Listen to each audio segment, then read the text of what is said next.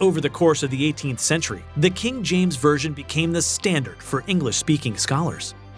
It became regarded by some as an inspired text in itself, so much so that any challenge to its textual base became an assault on Holy Scripture itself. The influence of the Geneva Bible is undeniable. A study of sermons between 1611 and 1630 show that over 50% of sermons include text from the Geneva version, despite it being illegal. Eventually, King James was forced to publish an official translation of the Bible, just to force the Geneva Bible and its anti-crown commentary out of circulation. I guess if you don't like the Bible, change it. Well, not really, but this was the suggestion by two Puritans to King James. They suggested that a new translation of the Bible be produced by the Crown to unify the Anglican Church in England and Scotland. King James thought this was a worthy endeavor. After all, he would be able to control the English version of the Bible while also eliminating the influence of the anti-crown commentaries. This brings us to our next date in July, July 26, 1603, the day King James of Scotland was crowned King James I of England. He commissioned and chartered a new translation of the Bible, which would eventually become the most famous English version, the King James Version. Acceptance by the general public of the King's Authorized Version took some time. The Geneva Bible was still very popular and large numbers were imported from Amsterdam. But in 1637, Archbishop Laud prohibited the printing or importation of the Geneva Bible. In the first half of the 17th century, the King's Authorized Version is most commonly referred to as the Bible without notes, thereby distinguishing it from the Geneva, the Bible with notes. The King James translation was done by a panel of 6 translators, 47 men in all, most of whom were leading biblical scholars in England. They divided up into teams, one for the Old Testament and one for the New Testament. King James instructed the translators to keep the new version familiar to its listeners and readers. In other words, he wanted to make it in the everyday vernacular of the people.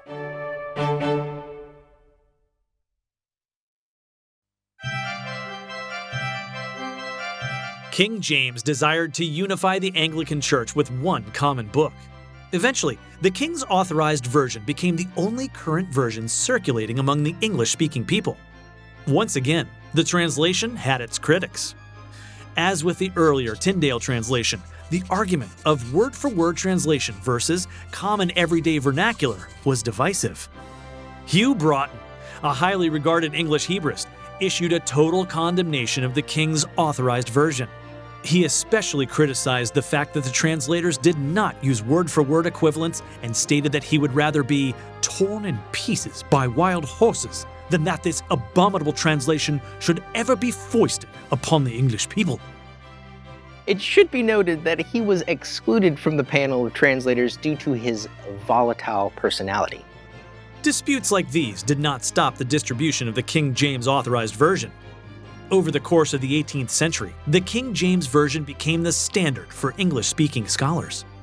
It became regarded by some as an inspired text in itself, so much so that any challenge to its textual base became an assault on Holy Scripture itself. Over time, printers from all over the country began to profit and print the authorized King James Version of the Bible. While more Bibles in more places was an important advancement, the accuracy of the translation suffered, eventually adding up to more than 1,500 misprints in Scripture. One of the more embarrassing misprints was the omission of "not" from the commandment, "Thou shalt not commit adultery." The printer guilty of this error subsequently lost his license, and probably his marriage too. As the story goes, the original printing was made before English spelling was standardized. When space on a page needed to be added or saved, printers would add words or change spelling in order to accommodate. By the mid-18th century, the standards of spelling, punctuation, typesetting, capitalization, and grammar had changed radically since the first edition of the Authorized Version. Additionally, printers continued to introduce changes to their Bible texts. This allowed them to bring them into line with current practice and with public expectations. It also standardized spelling and grammatical construction. By the middle part of the 18th century, Oxford and Cambridge were looking to update the Authorized Version. They sought to re-establish credibility of the text. The Cambridge edition was released first in 1760. This was a grand finale of its creator, Francis Sawyer Parris, who shortly after publication passed away. 9 years after the Cambridge edition, the Oxford edition was released by Benjamin Blayney. This edition sought to carry the torch of one great translation to another. Very few changes were made compared to Parris's edition, but it's been the Oxford Standard Text that has endured the centuries. Since its initial release, it has virtually gone unchanged. Parris and Blayney's work was remarkable. To say Parris and Blayney had an enormous task is an understatement. The various printers had contributed a ton of tiny alterations to the text and created a wide variety of inconsistencies across printings. Parris and Blayney needed to re-legitimize the name of the authorized version. Another job taken on by Blayney and Parris was to provide more thorough italicizations of supplied words not found in the original languages, but necessary to communicate context. They accomplished this by cross-checking every word against the presumed source texts. On screen are two versions of 1 Corinthians 13.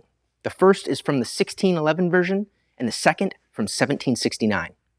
As you can see, there are many edits in these three verses. Spelling changes, punctuation changes, and typesetting issues that were resolved due to changing standards in the use of you and thee. Misprints were even corrected, like in verse 2, with the words "not charity" being replaced with "no charity." Parris and Blayney's standardization of the English version of the Bible brought about consistency and uniformity throughout the entire English language. Their work on the Bible clearly defined spelling and punctuation rules. These two editions of the Bible even helped set the printed English language in stone. From the 19th century on, the King's Authorized Version has remained almost completely unchanged. The King James Authorized Version has been called the most influential version of the most influential book in the world, in what is now the most influential language, the most important book in English religion and culture, and the most celebrated book in the English-speaking world. Even prominent atheists, such as the late Christopher Hitchens and Richard Dawkins, have praised the King James Version as being a giant step in the maturing of English literature. Dawkins has said of the text, "A native speaker of English who has never read a word of the King James Bible is verging on the barbarian." The King James Version crosses over many Christian denominational boundaries. The Orthodox Church in America made it the official translation for a whole generation of American Orthodox. It is authorized by the Episcopal Church and Anglican Communion, among others. The King's Authorized Version of the Bible is a wonderful example of the stewardship of translators to serve the interest of its reader. A text that is not continually revised and updated throughout the centuries will undoubtedly become outdated or even worse, inaccurate and misleading. New words are constantly being created. Phrases and idioms are constantly changing. Recently, just in a single month, 520 words were added to Webster's dictionary. What was groovy yesterday is cool today. What used to be known as the World Wide Web is now the internet, and a tweet is a sound a bird used to make.